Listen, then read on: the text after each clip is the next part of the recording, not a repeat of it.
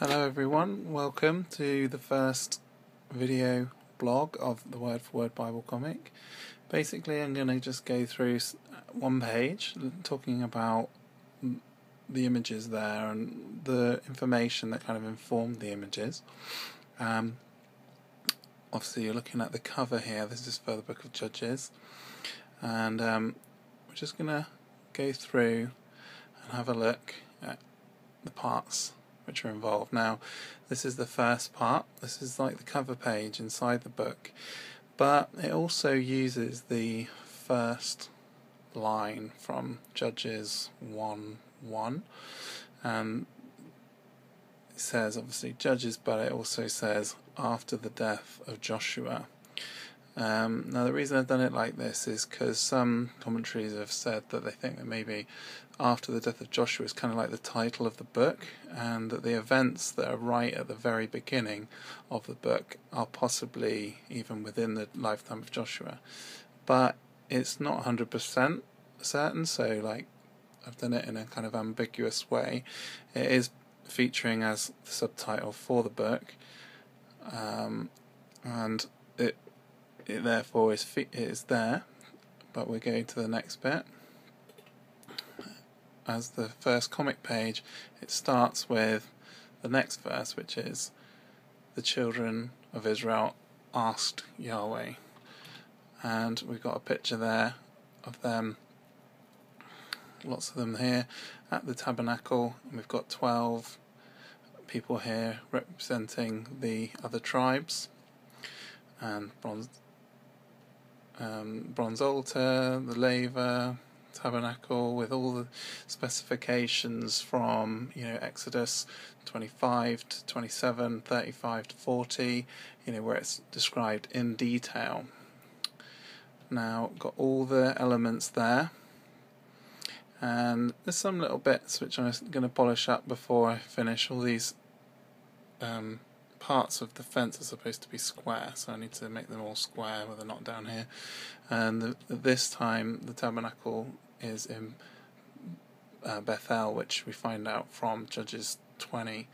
Now we can go on, and you can see here, if you're not familiar with how it works, the Word for Word Bible comic, these words that are kind of not necessary are up here in the gutter spaces, so you can read them, but they're not really part of it. You can just skip over them because you don't need them because it's a comic, so you know that he's saying it because of the speech bubble. Here the high priest in his high priestly outfit, which again is modelled from Exodus 28 and so on descriptions, and in Leviticus 8. We've got all the details, the little pomegranates and bells. We've got the ephah and the breastplate with all the gems, and then here Yahweh said, and we've got Judah shall go up, behold I have, and then the priest continues, delivered the land into his hand. So the priest is kind of telling them what God has said.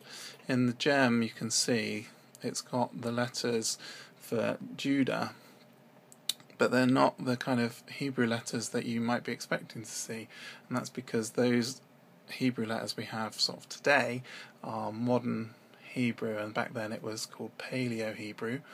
You have the letters of Yod, Hey, and this is Vav, so it's actually very similar to Yod, Hey, Vav, Hey, and then you got Dalet, and then Hey again, Judah. Moving on. The leader of Judah is told that they are going to lead on, and they ask Simeon to join them. Now, here I've cast the leader of Judah as Caleb. Now that's, the more I thought about it, the more certain it would be. He's 20 years older than everybody else, at least. He's, faithful. He's a warrior. He's a leader. He owns a city. He kills Nephilim, or Anakim, or whatever we would want to call them at this stage in the history. And again, you can see more details from the tabernacle. You've got the red fleece under there. Here, Caleb's leading the men into battle with Simeon, and they're fighting against the Canaanites. Now, the Canaanites here modelled on the historical data for that time period, mainly from Egyptian sources. We can see the shield. They've got these square shields with, it's the Bronze Age, so they've got these bronze supports to their shield, bronze studs, and we've got here Bezek here with his chariot. The chariot has 4 spokes, because at this stage in the history the chariot had 4 spokes. Later they had 6. By the end of the Judges period they will indeed have 6. He wears purple. The Canaanites were known as the purple people in their time, and he's got a lot of purple on, from the murex shell, which was very, very valuable in their day. Also in the background you can see the guys with the bows, and the bows are these sort of, they're not curved, they've got 2 sections and they pull back into this distinctive shape. Again, that was an early bow that was used in the sort of Egyptian period. It's a time where the Egyptians are actually in power, and here it's all kicking off and got a battle going on.